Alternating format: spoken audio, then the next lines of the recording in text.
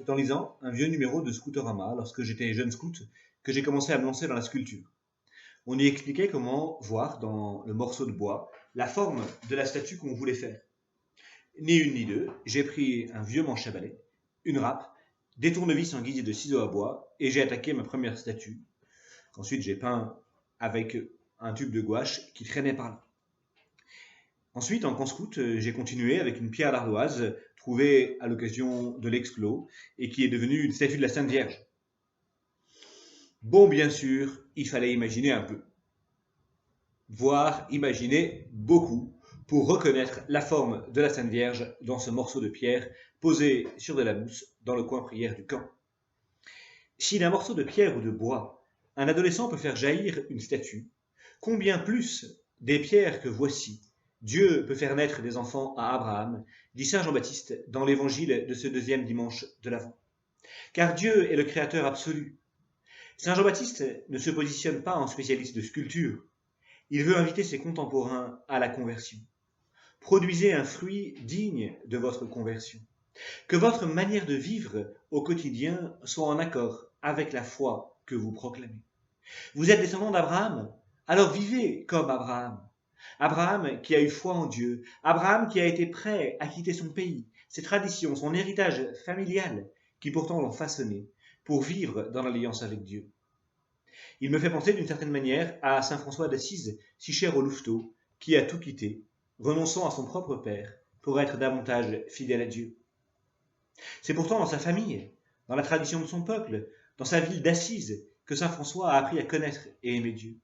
Mais il a conscience qu'au bout d'un moment, cet héritage peut se retourner contre lui, le détourner de Dieu. Or, l'essentiel, c'est Dieu et la vie avec Dieu.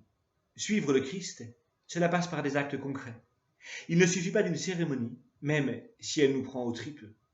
Bien sûr que le baptême de Saint Jean-Baptiste est une cérémonie marquante, comme la promesse scout au sommet d'une montagne ou en bord de mer, comme un départ routier le soir aux torches ou la montée de la colline de Vézelay. Ça a de la gueule. Le baptême de Saint Jean-Baptiste, ça a de la gueule. Les pharisiens viennent de Jérusalem jusque dans le désert. Ils approchent du Jourdain, là même où Josué a fait entrer le peuple dans la terre promise. Et ils voient ce prophète ascétique habillé en poil de chameau. Alors on descend dans l'eau, on est plongé dans l'eau. Jean maintient la tête un moment sous l'eau. On a peur d'être noyé et finalement on renaît. On renaît pour la conversion. Bref, ça a de la gueule. C'est une expérience mystique forte qui renvoie à toute la tradition d'Israël, qui renvoie au passage de la mer Rouge. Mais Saint Jean-Baptiste se méfie. On ne vient pas au baptême juste parce que ça a de la gueule. On ne prononce pas sa promesse juste parce que ça a de la gueule. Je me souviens d'un texte sur le départ routier qui disait « On ne prend pas son départ routier juste parce qu'on veut être un mec bien.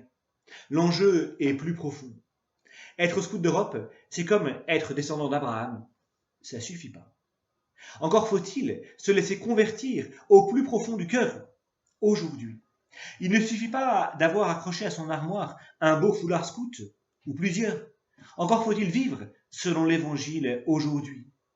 Voilà à quoi les paroles de feu de saint Jean-Baptiste nous engagent en ce début d'Avent. Car des pierres que voici, Dieu peut faire surgir des enfants à Abraham. Et j'en suis témoin, comme prêtre, moi qui rencontre chaque semaine des personnes loin de l'Église qui se tournent vers Dieu.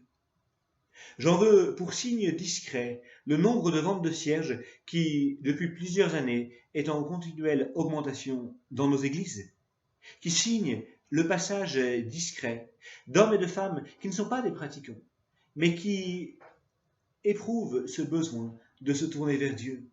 J'en veux pour autre signe l'augmentation des catéchumènes dans nos paroisses, la fréquentation des parcours alpha, des catéchèses pour adultes. Aujourd'hui, Dieu est à l'œuvre. Aujourd'hui, l'Esprit Saint agit dans le monde et tourne vers le Christ des hommes et des femmes qui n'appartiennent pas à notre culture de scout, de catholique de toujours, qui d'une certaine manière ne sont pas enfants d'Abraham, de Baden-Powell, et j'en réjouis infiniment pour eux. Et parfois, je me demande si nous qui avons la grâce immense d'être baignés depuis longtemps dans ce feu, nous ne serions pas devenus un peu tièdes, à la manière de cette eau qu'on a posée sur le feu au début du repas, en prévision de la vaisselle et du café, et qui finit par être tiède parce qu'on l'a laissé refroidir. Chers frères scouts, chères sœurs guides, profitons de cet avant pour revenir résolument au Christ.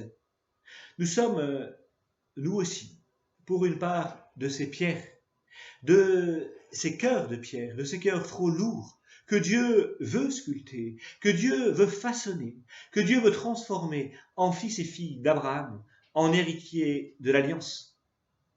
Alors je vous encourage à prendre chaque jour de cet avant un temps de route, peut-être pas une heure complète, mais au moins un moment de lumière, comme disent nos sœurs guides, un moment pour exposer ma vie à la lumière de Dieu. Car le temps de l'Avent, c'est justement un temps de lumière. Et puisque Saint Jean-Baptiste nous invite à produire un vrai fruit de conversion, je vous propose, de manière toute simple, de revenir à cette promesse que nous avons faite de rendre chaque jour un service à quelqu'un. Bon Avant.